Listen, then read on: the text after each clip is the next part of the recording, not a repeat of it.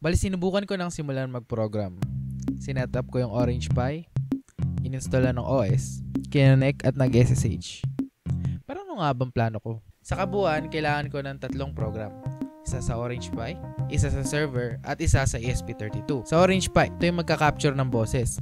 Sa program na ito, kailangan kong hatiin yung data na nanggagaling sa mixer patungo sa mga maliliit na packets. Yung packet na to ay nagre-represent ng short portion ng audio na nanggagaling sa mic. Then yung program naman ngayon ay ipapadala yung mga packets na yon patungo dun sa server.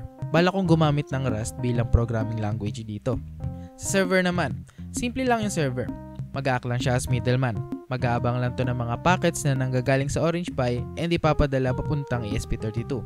Rust din ang programming language na gagamitin ko dito. Sa ESP32, ito yung huling pupuntahan ng mga packets. Bali, ang gagawin lang nito ay mag-abang ng packets na ibibigay ng server, then ipi-play niya yung mga packets na yon doon sa mga speakers gamit ang digital to analog converter. C++ yung programming language na gagamitin ko dito. Sa ngayon, sinimulan ko na yung pagpoprogram ng Orange Pi at server. Nagawa ko na rin silang makapag-usap sa isa't isa.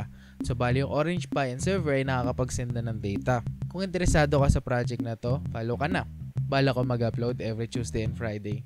Ayun lang muna. Hanggang sa muli. Bye-bye!